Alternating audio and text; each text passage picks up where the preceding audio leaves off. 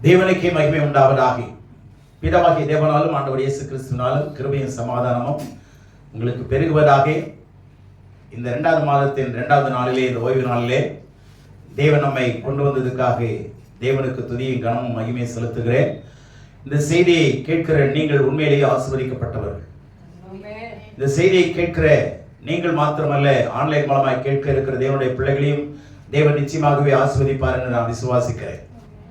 அந்த விசுவாசத்தின் அடிப்படையிலே தேவன் என்னுடைய இதயத்தில் வைத்த வார்த்தைகளை உங்களோடு கூட பகிர்ந்து கொள்ள விரும்புகிறேன். இன்றைய செய்தியின் தலைப்பாக the deepest longing of Jesus. The deepest longing of Jesus. இயேசுனுடைய ஆழமான ஏக்கம், இயேசுனுடைய உள்ளத்துல இருந்த ஆழமான ஏக்கம் என்னங்கிறத வேதவசனத்தின் வழியாக நம்ம பார்ப்போம். அந்த ஆழமான ஏக்கம் என்னங்க? யாரை குறித்து ஆழமான ஏக்கம்? எதை குறித்து ஆழமான ஏக்கம்? அதை நீங்க கவனிங்க. கடவுள் மனிதனை குறித்த ஒரு ஏக்கம் இருந்துகிட்டே இருக்குது. அந்த ஏக்கம் ஒரு தாக்கத்தை ஏற்படுத்தி கொண்டே இருக்கிறது. ஏக்கம் எதை கொண்டு வருது? தாக்கத்தை கொண்டு வருது. இம்பாக்ட், ஹெவி ப்ளோ, ஸ்ட்ராங்கான ஒரு இடி மாதிரி அடின்னு சொல்றாங்கல்ல, அது மாதிரி ஸ்ட்ராங் இம்பாக்ட் இருக்கும். ஒரு வலியுறுத்துதல் இருக்கும், உந்துதல் இருக்கும், உத்வேகம் இருக்கும்.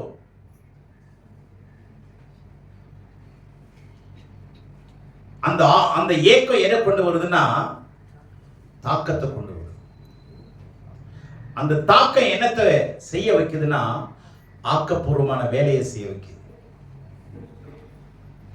ஏக்கம், தாக்கம், ஆக்கம் இருக்கணுங்க. ஒரு ஏக்கம் இருக்குதுன்னா குழந்தைங்க அழுவுது, தொடர்ந்து அழுவுது, நிறுத்த முடியாது. முகம் வீங்கிறது, பார்த்தாவே தெரியும் இந்த குழந்தை தாய்ப்பாலுக்கு ஏங்குது, தாய்க்கு ஏங்குது. கொண்டு போய் தாய்கிட்ட சேருங்கன்னு சொல்லி கட்டாயப்படுத்துறாங்க. அந்த ஏக்கம் ஒரு தாக்கத்தை கொடுக்குதுங்க சமுதாயத்துக்கு.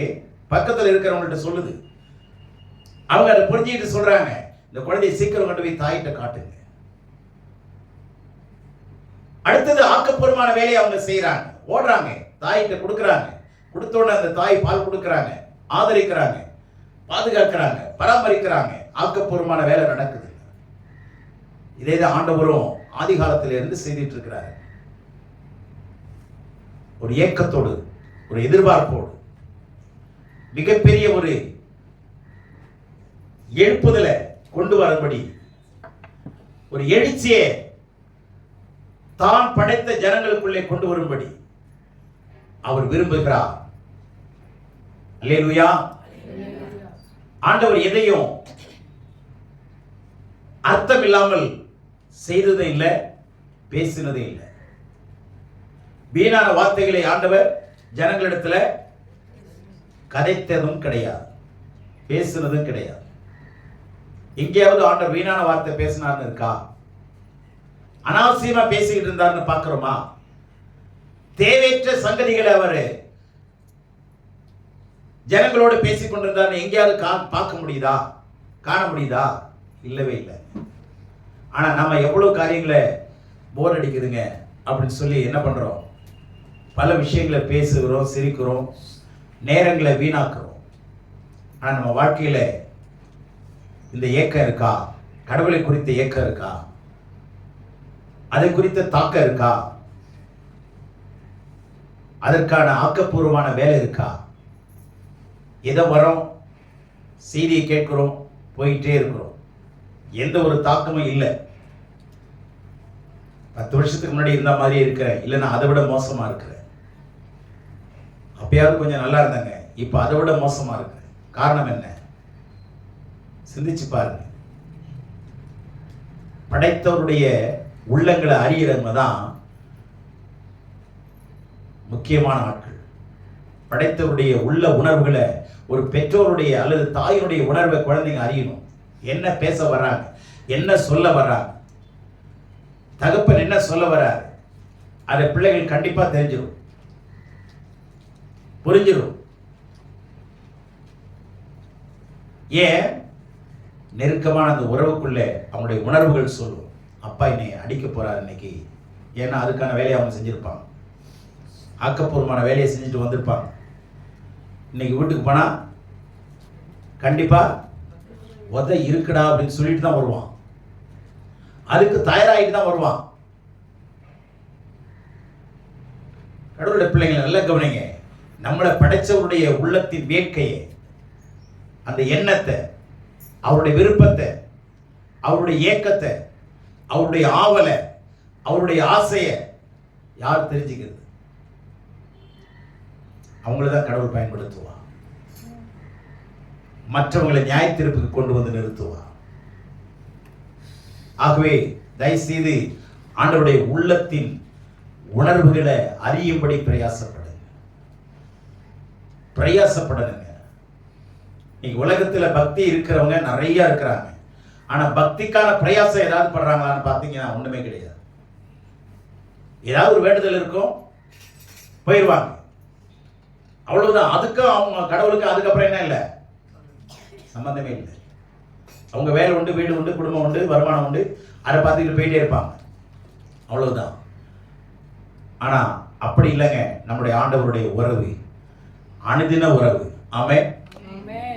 அனுதினம் அவரோடு பேசணும், அவரோடு இருக்கணும்னு பழகணும்னு விரும்புறார்.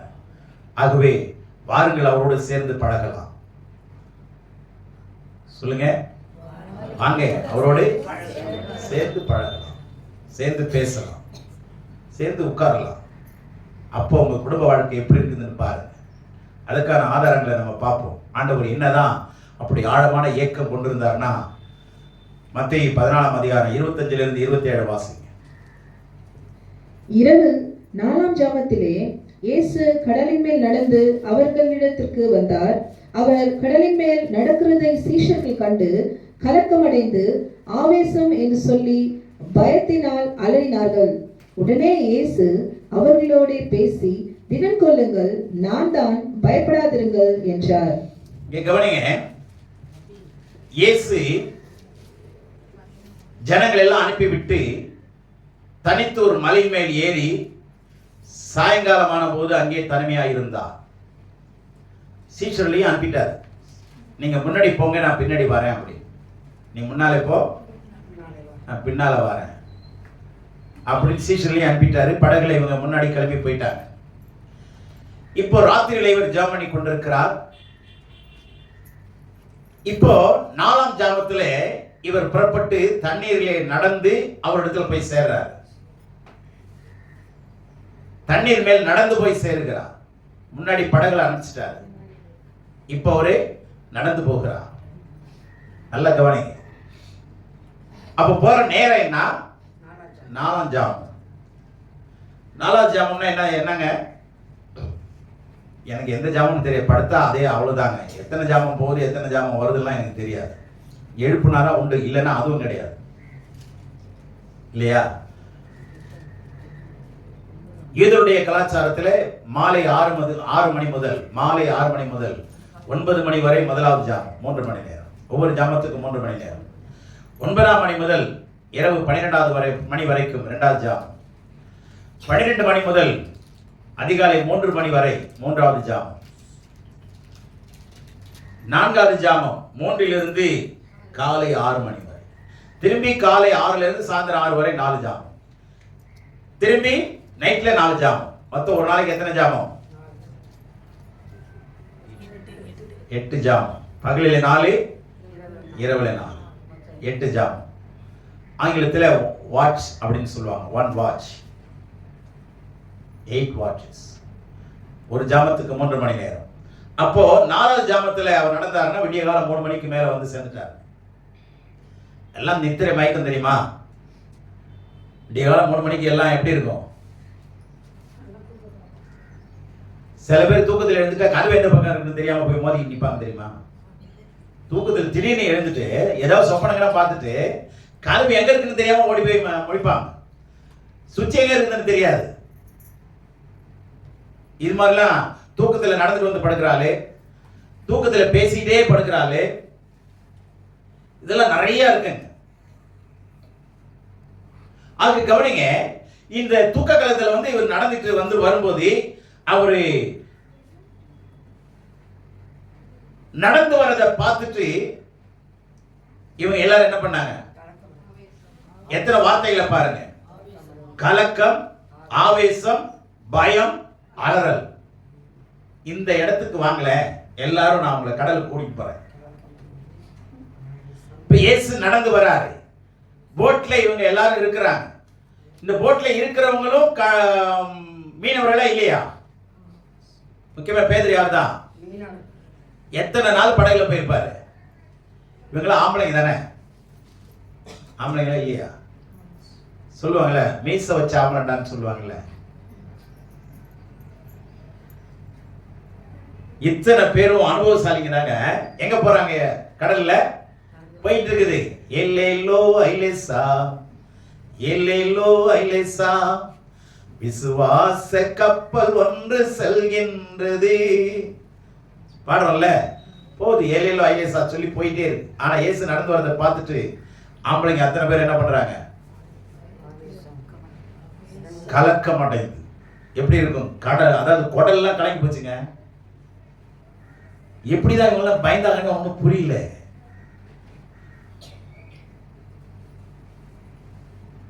அடுத்தது ஆவேசம், மிரண்டு போனான். ஒரு பழமொழி இருக்கு தெரியுமா? இருண்டவன் கண்ணுக்கு மிரண்டவன் கண்ணுக்கு இருண்டதெல்லாம் பேய், மிரண்டவன் கண்ணுக்கு அது மாதிரி ஆவேசம். மிரண்டு போயிட்டானா அவனை நார்மல் கொண்டு வரது கொஞ்சம் நேரம் ஆகும். ஒன்றும் இல்லைப்பா யாரும் நினைச்சிட்டப்பா, இல்லப்பா வேணாப்பா, பயப்படாது. ஆவேசம். மூணாவது பயம். நாலாவது உச்ச கடத்து போயிட்டாரு. எல்லாம் சேர்ந்து கத்துனா எப்படி இருக்கும்? கொஞ்சம் யோசிக்கலாம் அந்த நேரத்தில். ஆண்டவர் எப்படி இருந்து சிரிச்சு பார்த்து தெரியுமா? அட படுவாங்களா, உங்க கூட தானே இவ்வளவு நாள் இருந்தேன். சரி, பயந்தீங்களே, யாருனாவது கேட்கலாம்ல. இப்போ ஒரு கதவை தட்டுறாங்க திடீர்னு. வீட்டுக்காரர் தட்டுறதுன்னு தெரியும், உங்க வெளியில இருந்து வந்து தட்டுறதுன்னு தெரியும். வித்தியாசம் தெரியுமா தெரியாதா? தெரியுமா? இந்த காலத்துல தெரியாதுங்க. திறந்துட்டு யாரா அப்படின்னு திறந்து பார்ப்பாங்க. அட நீங்களாங்க? அந்த காலத்துலாங்க அதெல்லாம் நான் யாரோ ஒரு ஆளுன்னு திறக்கிறான்னு நினைச்சேன்ப்பா. இவங்க யாருன்னு கூட கேட்கலங்க. கொஞ்சம் வருஷங்களுக்கு முன்னாடி நான் இரவு 2 மணிக்கு நடந்து வந்துட்டு இருக்கிறேன். எங்க அப்படின்னா ரெட்டேரி இறக்கத்துல, அங்க இருந்து குளத்தூர்ல இருந்து நடந்து வந்துட்டு இருக்கிறேன். இப்ப இருக்கிற அம்மா ஹோட்டல் வந்து கீழே இறக்கத்துல, அப்ப சுடுகாடு, ரோட்டு ஓரத்துல சுடுகாடு. இரவு 2 மணிக்கு பாடி எரிஞ்சிட்டு அந்த எலும்பு அப்படி நிக்குது, நல்லா எரியுது. அந்த எரியும் போது தெரியுது. நடந்து வந்துட்டு இருக்கிறேன். சரியான அமாவாசை இருட்டு. எதிரில யாரு வர்றது என்ன? அப்பெல்லாம் யாரும் வரமாட்டாங்க. ஒரு பஸ் போறதே 1 மணி நேரத்துக்கு ஒரு தடவை தான். ஆள் நடமாட்டம்லாம் நீங்க 85-90 எல்லாம் பார்க்கவே முடியாது, பயப்படுவாங்க. அந்த நேரத்தில் நான் ஷிஃப்ட் விட்டு வந்துட்டு இருக்கிறேன். தனி ஆளாதான். சத்தம் கேக்குது. டேய் டேய், இது தூரத்திலிருந்து கிட்ட வந்துகிட்டே இருக்குது. சத்தம் நல்லா கேக்குது. அது எங்க சுடுகாடு கிட்ட. எப்படி இருக்கும்? எனக்கு ஒண்ணுமே புரியல. என்னடா வித்தியாசமா இருக்குது? ஆளா மனுஷனா பேயின்னு சொல்லுவாங்களா அதுவா? ஏன்னா 2 பக்கமும் புளியமானம் இருக்கும். அப்போ அந்த இடத்துல ஒரு கன்னிய ஸ்திரியை கொலை பண்ண இடம், திருடர்கள் மேல உட்கார்ந்து வழிபறி கொலையெல்லாம் செய்யற இடம். ஒருவேளை நம்மளை மிரட்டுறானா, இல்ல மேல உட்கார்ந்துருக்கிறானா, எங்க உட்கார்ந்துருக்கானா ஒன்றும் புரியல. எல்லாமே இருட்டு, ஒண்ணுமே புரியல. கத்துறான், சத்தம் வந்துட்டே இருக்கு. ஆனா கிட்ட வர சத்தம் கேக்குது. சரி, என்ன பண்ண? நின்ன, என்னதான் நடக்குது பார்க்கலாம். அந்த சத்தம் கிட்ட வந்துட்டே இருக்கு, நல்லா தெரியுது. 10 அடி தூரம் கூட தெரியலங்க, அந்த அளவுக்கு இருட்டு, தெரியல. கிட்ட வர வர அந்த சத்தம் வருது. எனக்கு உள்ளுக்குள்ள கொஞ்சம் பயமா தான் இருந்தது. அந்த கிட்ட வரும்போது பார்த்தா ஒரு ஆள் எருமாடை ஓட்டிட்டு வரான். படுபாவி, இவனோட அந்த வேலையை செஞ்சுட்டு வந்தான். அந்த எருமாடு கண்ணங்கரையும் இருக்குது. அவன் சட்டப்படாம அதை ஓட்டிட்டு வரான். கேட்டு கிட்ட வந்து, சார் மணி என்ன? 2 மணிக்கு எருமாடை ஓட்டிட்டு வர, மணி வேற தேவையா அவனுக்குது? நானும் எப்படி இருக்கிறேங்க? அவர் வந்து மணி கேட்கிறாரு. அப்போ நல்லா கவனிங்க, பயத்துல ஏதாவது ஒண்ணு பேசதாங்க தோணும். ஆனா சின்ன வயசுல இருந்து நான் பயப்பட மாட்டேன், ரொம்ப பயப்பட மாட்டேன். எப்படி தனியா இருந்தாலும் நான் நிறைய நேரத்துல பாம்பை கையில பிடிச்சி பார்த்துட்டு விட்டுருக்கேன், இது பாம்பு தானான்னு பார்த்துட்டு விட்டுருக்கேன், பயப்பட மாட்டேன். ஆனா அந்த நேரத்துல அப்படி ஒரு சத்தம். இப்ப இயேசு வராரு, எல்லா ஆம்பளைங்களும் என்ன பண்ணிட்டாங்க, எங்குமே லேடிஸே இல்லைங்க, அதுல வெறும் ஆம்பளைங்க தான் உட்காந்துக்கிறாங்க. எல்லாம் கடல்ல பிரயாணம் பண்ணவங்க தான். இது எப்படி அலர்னாங்கன்னு எனக்கும் விளங்கல. இதை பார்த்து ஆண்டவருக்கு எப்படி இருந்திருக்கும், கொஞ்சம் யோசனை பண்ணுங்க. அவர் பார்த்து என்ன பண்ணிருப்பாரு, படுபாய் இப்படி எல்லாம் மட்டும் அலர்வீங்க. உடனே ஒரு இம்மீடியட் ரெஸ்பான்ஸ் கொடுத்தாரு பாருங்க, என்ன அழகான ஒரு இடம் பாருங்க. உடனே இயேசு அவர்களை நோக்கி, திடன் கொள்ளுங்கள். ஏய், என்ன கத்துறீங்க? நான் தான். நான் சொன்னாரு, சொல்லுங்க, நான் தான், நான் தான். இத்தனை ஆம்பளைங்க இருந்து ஒருத்தம் கூட ஏன்பா கத்துறீங்க, அமைதலா இருறா, யாருன்னு தான் பாத்துடலாம், என்னதான் நடக்க போகுது, நம்ம தான் படகு தான் உட்கார்ந்து இருக்கிறோம், அமைதலா இருங்கடான்னு சொன்னா இல்லைங்க. ஏன் தெரியுமா பயந்தது காரணம்? அந்த நேரத்தில் என்ன பண்ணிட்டு இருக்குது,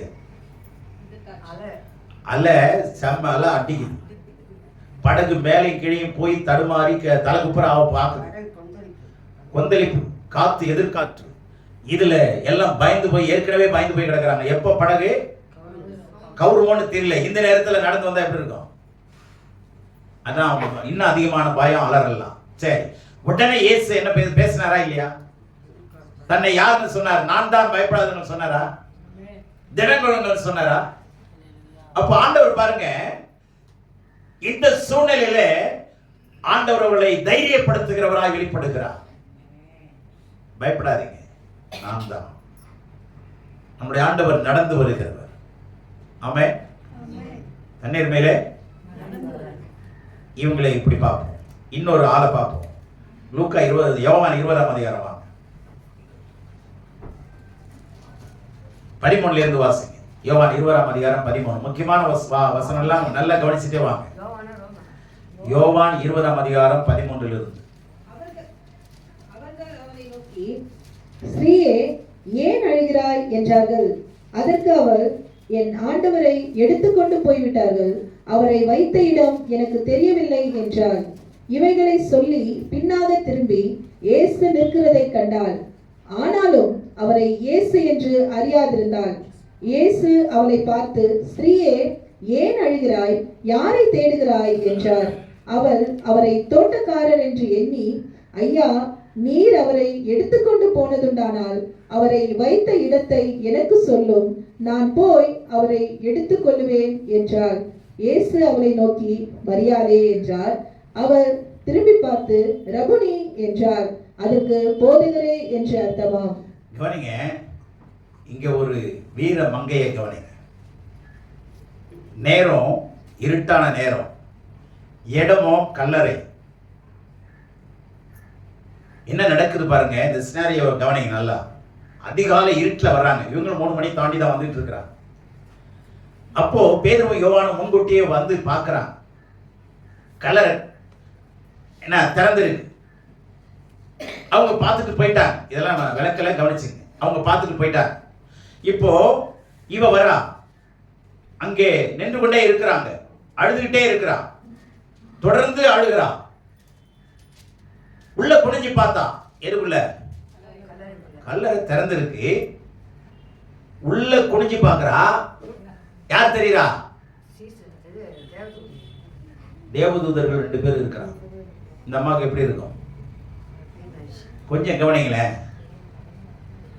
அவங்களாவது கடல்ல பிரயாணம் பண்ணிட்டு வந்தாங்க. இந்த அம்மா எங்க நிக்கிறாங்க? கல்லறைக்குள்ள. மகதில என்ன மரியாதை பாருங்களேன். கல்லறை உத்து வேற பார்க்கணும். யாராவது கல்லறை உள்ள உத்து பார்ப்போம்? கொஞ்சம் யோசிச்சு பாருங்களேன். என்ன கப்பையா சொல்லுங்க, உத்து பார்ப்பீங்களா? முடியவே முடியாது, முடியாத விஷயங்க. அடுத்தது உள்ளுக்குள்ள 2 பேர் உட்கார்ந்தா எப்படி இருக்கும்? ஐயோ, அவக்குன்னு இருக்கும். உள்ளுக்குள்ள திடீர்னு இப்படி பார்த்தா 2 பேர் உட்கார்ந்து, அவங்கள என்ன சொல்றாங்க? சிறியேன்றாங்க. ஐயோ, எப்படி இருக்கா? அப்போ கொஞ்சம் யோசிங்க. இந்த கண்ணுக்கு முன்னாடி கொண்டு வாங்கல. என்னம்மா உள்ள இருந்து ஸ்திரியே ஏன் அழுகிறாய்? அடப்பாவி, யாரா உள்ள உட்கார்ந்துருக்குது? அது ரெண்டு உட்கார்ந்துக்குது, வெள்ள இல்லையா? எப்படி இருக்கும்? ஆமா, தலைமாட்டில் ஒண்ணு, கால் மாட்டில் ஒண்ணு. பேசுது வேற. எவ்வளவு தைரியமா அந்த அம்மா நின்றுட்டு இருக்கிறாங்க பாரு. டிஸ்கஸ் நடக்குது பாருங்க, பேசுறாங்க. அதற்கு அவள் என்ன சொல்லியிருக்கணும்? ஏங்க நீங்க யாருங்க? நீங்க பயப்படலைங்க, கலங்கல, ஆவேசப்படல, அலறல, ஸ்டெடியா நின்னு கேட்கிறான். சொல்ற பதில். அதற்கு அவள், என் ஆண்டவரை எடுத்துக்கொண்டு போய்விட்டார், காணோம் என் ஆண்டவரை. அவரை இடம் வச்ச இடமும் தெரியல. தேவனுடைய பிள்ளைகள் எல்லாம் கவனிங்க. இவளை சொல்லி பேசிட்டே பின்னாடி திரும்பும்போது ஒருத்தர் பின்னாடி நிக்கிறான்னா எப்படி இருக்கும்? கொஞ்சம் யோசிங்க. இப்போ அங்க முன்னாடி நாளை பார்த்துட்டு பேசிட்டு இருக்கிறாங்க, திடீர்னு ஒருத்தர் பின்னாடி வந்து எப்படி இருக்கும்? உண்மைதாங்க. பகல்லையே கதவு முடிந்தது. எங்க வீட்டம்மா பெட்ல ஏதோ மொபைல்ல பார்த்துருந்தாங்க. கிட்ட போய் நின்னா அவ்வளவுதான். அந்த கையும் காலையும் உதச்சிக்கிட்டு இருந்தாங்க பாருங்க. பகல்லங்க. புருஷன்னு தெரியல, பேயின்னு தெரியல, என்னன்னு தெரியல, கையும் காலையும் உதச்சிக்கிட்டான். ஏமாண்ணா திடீர்னு வந்து நின்னீங்கன்னா என்ன வீடு என்ன கலரையா? பேய் வருது. நல்லா கவனிங்க. இந்த சூழ்நிலை மகதலேனா மரியா அங்க போய் நிக்கிறா, குனிஞ்சு பார்க்கறா, அங்க சத்தம் கேட்குது, தைரியமா பதில் சொல்றா. பின்னாடி திரும்பி பார்த்தா ஒரு ஆள் நிக்கிறார். அது அந்த நேரத்தில் இப்படி திரும்பி பார்த்த உடனே ஹார்ட் வீக் ஆனங்களா என்ன ஆயிரும்? கண்டிப்பா போயிடும். என்ன தைரியமான மனுஷங்க அங்க இத்தனை ஆம்பளைங்க இருந்த என்னங்க பிரயோஜனம்? இப்ப யாரு வீரமுள்ள ஒரு உள்ளம் சொல்லுங்களேன். ஆண்களா பெண்களா? கவனிங்க. மீச வச்சு என்னங்க பிரயோஜனம்? நான் ஆம்பளைன்னு சொல்லி என்ன பிரயோஜனம்? என்ன கல்லறையில இவ்வளவு பதில் எல்லாம் கொடுத்துட்டு இருக்கிறாங்க, என்ன பின்னாடி சொல்றீங்க? புரியல, அதனால எடுத்துடுறேன்.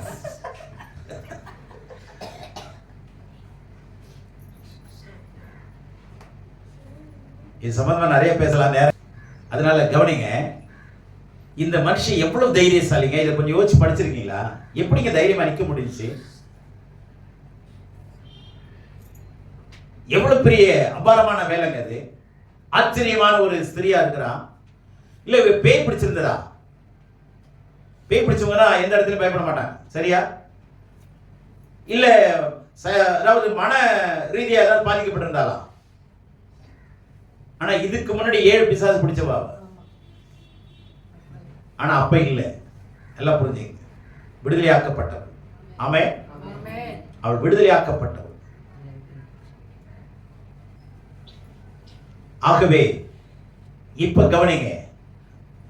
ஆண்கள் பயந்து அலறாங்க. ஆனா இந்த அம்மா என்ன செய்யுது? அந்த இடத்தை அலற வச்சு நிக்குதுங்க. தைரியமா நிக்கிறார். அந்த ஐயா பின்னாடி திரும்பினோடனே திரும்பி பார்த்துட்டு அவங்க என்ன நினைச்சாங்க? தோட்டக்காரன் நினைச்சிட்டாங்க. இயேசு என்ன பண்ணிட்டாரு? என்ன நினைச்சாங்க? தோட்டக்காரன் நினைச்சிட்டாங்க.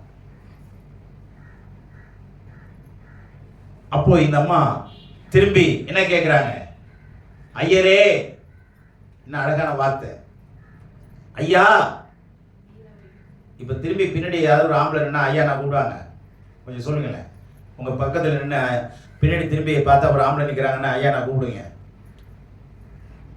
கொஞ்சம் நீங்க சொல்லுங்க. ஒவ்வொருத்தருக்கும் என்னென்ன கேட்பீங்கன்னு பதிலே வர வாயில.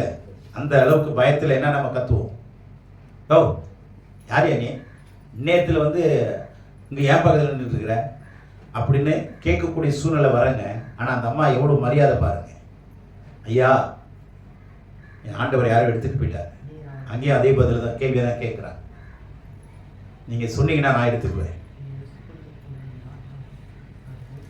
வித்தியாசமான மனுஷிய பிஹேவ் பண்ணியிருக்கிறாங்க. ஏன் சொல்ல வரேன்னா, இந்த இடத்திலேயும் இயேசு தன்னை யார் என்று வெளிப்படுத்தத்தான் வந்திருக்கிறார். அல்லேலூயா. இந்த இடத்திலும் உயிர்த்தெழுந்த அந்த சீஷர்கள் பார்த்தது மாம்சத்தில் இருந்த இயேசு, ஆனா இவங்க பார்க்கிறது உயிர்த்தெழுந்த இயேசு. வித்தியாசம் இருக்கா? அல்லேலூயா.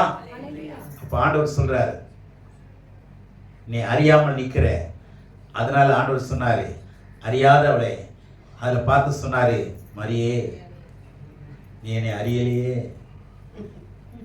மரியாளே, அந்த பேரை சொன்ன உடனே அவ அடுத்த வார்த்தை என்ன சொன்னா? ரபிங்கிறதுக்கு ரபுனிங்கிறதுக்கு என்ன வித்தியாசம் தெரியுமா? ரபின்னா போதகர்னு அர்த்தம். ரபுனினா ஹையஸ்ட் ரெஸ்பெக்ட் உள்ள வார்த்தை. ரபுனினா என்ன? மிக உன்னதமான மரியாதைக்கான வார்த்தை. அது தெரிஞ்சு வச்சிருந்தா பாத்தீங்களா? இன்ஸ்டன்டா இம்மீடியட்டா என்ன சொன்னா? ரபுனினா. அப்ப எப்படிப்பட்ட ஒரு அறிவோடுகளா இருக்கிறா. ஆனா சீஷர்களுக்கு அந்த அறிவு இல்லை பாத்தீங்களா? தேடி வருகிற எவருக்கும் கடவுள் தன்னை காட்டி கொடுக்கிறார். அவருடைய ஏக்கம் என்ன அறியணும். ஆமென். உயிர்த்தெழுந்தவர் என்று நிரூபித்துக் கொண்டிருக்கிறார். இந்த உயிர்த்தெழுந்த பிறகு முதலாவது தரிசனத்தை கொடுத்தது யாருக்குன்னா இந்த மகதலேனா மரியாளுக்கு தான். முதலாவது தரிசனம் உயிர்த்தெழுந்த பிறகு முதலாவது தரிசனம் யாருக்கு தான்? அம்மாமார்களுக்கு தாங்க. உங்களுக்கு தாங்க அந்த கிரெடிட். ஆம்பளைங்களுக்கு இல்ல, பேதுருக்கு இல்ல, யோவானுக்கு இல்ல, யாக்கோபுக்கு இல்ல, 12 சீஷர்களுக்கு இல்ல. யாருக்கு தான்? மகதலேனா மரியாளுக்கு தான். ஆமென். அப்ப எவ்வளவு தைரியம் உள்ளவங்க பாருங்க, எவ்வளவு தைரியமா ஆண்டவரோட பேசியிருக்காங்க பாருங்க. அந்த மரியாதைக்குரிய வார்த்தையை அறிஞ்சு வச்சிருக்கா பாருங்க. ஆண்டவர் உயிர்த்தெழுந்தவராய் மாயமாய் அல்ல, ஜனங்களுக்கு தன்னை காண்பித்துக் கொண்டே இருந்தார்.